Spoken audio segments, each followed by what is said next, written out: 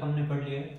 Current topic जो था हमारा वो था CSS एलिमेंट, CSS कमेंट्स।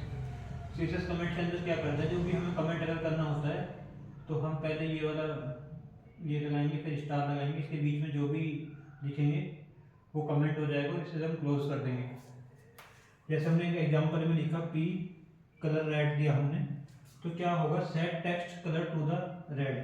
तो ये वाला चीज़ बता रही है कि जो टेक्स्ट कलर है वो रेड हो जाएगा, तो ये चीज़ ब्राउजर में जब रन करेंगे नहीं आएगी।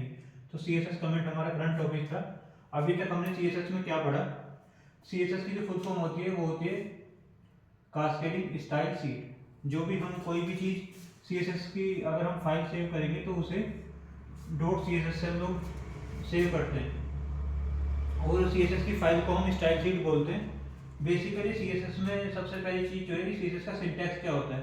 CSS का जो सिंटैक्स होता है, सबसे पहले हम सिलेक्टर लगाते हैं, उसके ऊपर प्रॉपर्टी और वैल्यू लगाते हैं। तो सबसे मेन टॉपिक है सिलेक्टर क्या होता है CSS के अंदर। तो सिलेक्टर हमारे पास डिफरेंट 5 प्रकार के होते हैं CSS में। सिंपल सिलेक्टर होता है।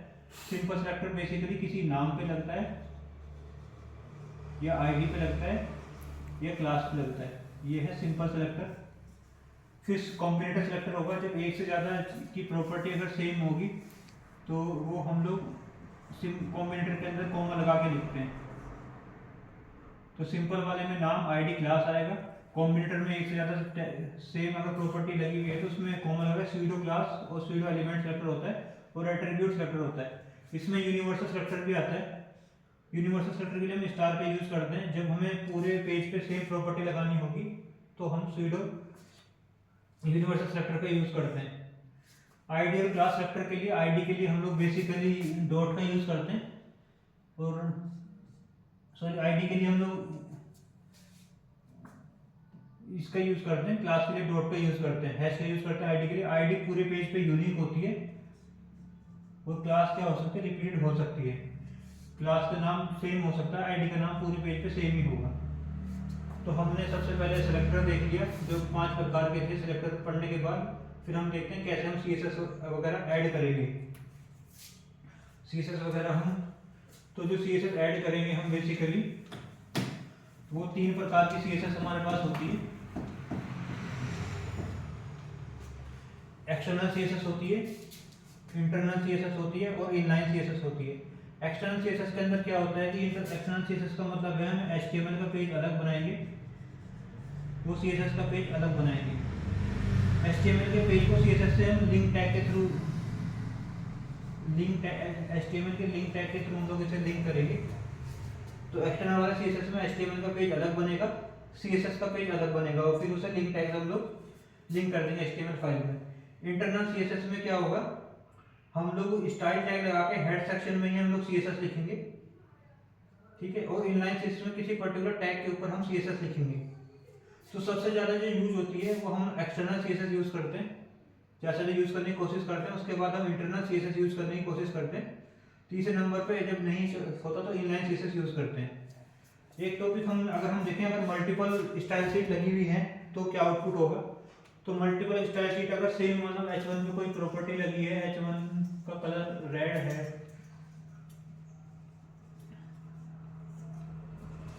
ये एक्सटर्नल में है और सेम इंटरनल के अंदर आपने लिखा हुआ है H1 के अंदर कलर येलो, तो क्या होगा, जो सी चीज जो उनसे वाली स्टाइल शीट बाद में कॉल होगी उसका कलर रिफ्लेक्ट कर जाएगा। जैसे हमने अगर एक्सटर्नल वाली को बाद में कॉल किया हुआ है तो फिर एक्सटर्नल वाली का कलर रेड शो करेगा। अगर हमने इंटरनल वाली को अबव कॉल किया हुआ है तो इंटरनल वाली CSS की प्रॉपर्टी रन करेगी। तो हम लोगों ने देखा था, अगर हम कास्केडिंग के में देखें, कास्केडिंग ऑर्डर देखें, सबसे ज़्यादा प्रायोरिटी किसकी होती है, इन तीनों में से सबसे ज़्यादा प्रायोरिटी जो होती है वो इनलाइन स्टाइल जो होगा, इनलाइन स्टाइल की प्रॉपर्टी सबसे ज़्यादा होती है। उसके बाद हमारा इंटरनल और एक्सटर्नल स्टाइल शीट की जो प्रॉपर्टी उसकी प्रायोरिटी ज़्यादा होती है। उसके बाद में जो ब्राउज़र की प्रॉपर्टी होती है उसकी हमारी प्रायोरिटी ज़्यादा होती है।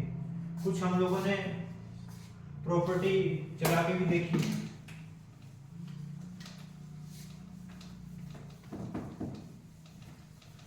तो ये CSS के बारे में थोड़ा सा हमने अभी कुछ प्रॉपर्टी चला के भी देखी भी है।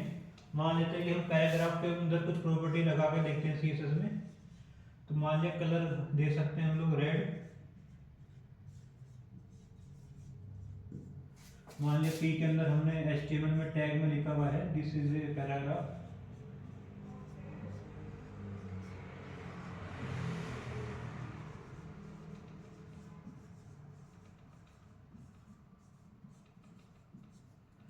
ये हमने HTML फाइल के अंदर लिखा हुआ है। तो हम CSS में क्या क्या प्रॉपर्टी लगा सकते हैं, बेसिक जो हमने अभी तक पढ़ा है। P के अंदर हम कलर दे देंगे, उसका रेड हो जाए। टेक्स्ट अलाइन हम लोग दे सकते हैं, टेक्स्ट लाइन में जो हमें देना है सेंटर है, राइट है, लेफ्ट है। अभी हम फिलहाल ये जस्टिफाई देना है, अभी हम सेंटर दे सकते हैं। फ़ॉन्ट साइज हम लोग दे सकते हैं, फ़ॉन्ट साइज से उसका टेक्स्ट का साइज चेंज हो जाएगा। 40 px जब हम 40 px दिखेंगे तो इसके बीच में स्पेस नहीं आना चाहिए। फ़ॉन्ट वेट हम दे सकते हैं, फ़ॉन्ट वेट से क्या होगा, बोल्ड करने काम में आएगा। टेक्स्ट स्टाइल हम दे सकते हैं, टेक्स्ट स्टाइल में हम इटैलिक उसे दे सकते हैं। बहुत सारी प्रॉपर्टी है, हम कलर दे सकते हैं, फ़ॉन्ट फैमिली दे सकते हैं,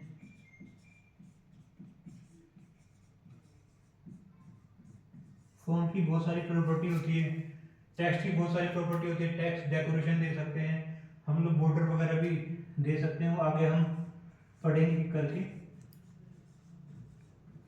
तो अभी तक हमने CSS का बेसिकली कुछ प्रॉपर्टी हम लोगों ने पढ़ के देखी है। अभी तक CSS में हमने देखा कि CSS की फाइल से .css से सेव करेंगे रिवीजन के तौर पे। CSS में सिलेक्टर होता है वो 5 के simple selector, combinator, pseudo class, pseudo element और हमारा एट्रीब्यूट सिलेक्टर। सिंपल सिलेक्टर में नेम, आईडी, क्लास आता है। बाकी हम लोग क्या बोलते हैं, आईडी सेलेक्टर पढ़ सकते हैं, आईडी के लिए हम हैश यूज करते हैं, क्लास के लिए डॉट का यूज करते हैं हम लोग। ऐसे ही यूनिवर्सल सेलेक्टर में पूरे पेज के लिए हम यूनिवर्सल सेलेक्टर लगाते हैं। फिर हमने देखा था कि कैसे हम CSS ऐड कर सकते हैं, 3 प्रकार का, एक्सटर्नल, स्टैटिक, इंटरनल और इनलाइन। एक्सटर्नल केस में HTML की फाइल अलग बनेगी, CSS की फाइल अलग बनेगी। इंटरनल में सेम हम स्टाइल टैग हेड सेक्शन में देकर CSS लिख सकते हैं, इनलाइन में हम ब्रैकेट के अंदर लिखेंगे। फिर हम लोगों ने देखा था CSS में कमेंट कैसे करते हैं। कमेंट करने के लिए बेसिकली हम लोग इसके अंदर जो भी लिखेंगे वो करते हैं। HTML वगैरह में कमेंट करना है तो HTML के लिए हमारे पास ये था, इसके बीच में जो भी टेक्स्ट आएगा वो ऐसा हम बंद कर देते हैं। अभी हमने प्रॉपर्टी कुछ लगा के देखी है। हम लोगों ने कास्केडिंग ऑर्डर की बात की थी, सबसे पहले जो प्रायोरिटी थी वो इनलाइन की थी, फिर इंटरनल एक्सटर्नल की थी, बाद में उसकी थी। तो ये अभी हम CSS के अंदर पढ़ चुके हैं। अब आगे हम बहुत सारी प्रॉपर्टी पढ़ेंगे, फॉन्ट की डिफरेंट प्रॉपर्टी पढ़ेंगे, बॉर्डर की प्रॉपर्टी पढ़ेंगे और टेक्स्ट की प्रॉपर्टी पढ़ेंगे।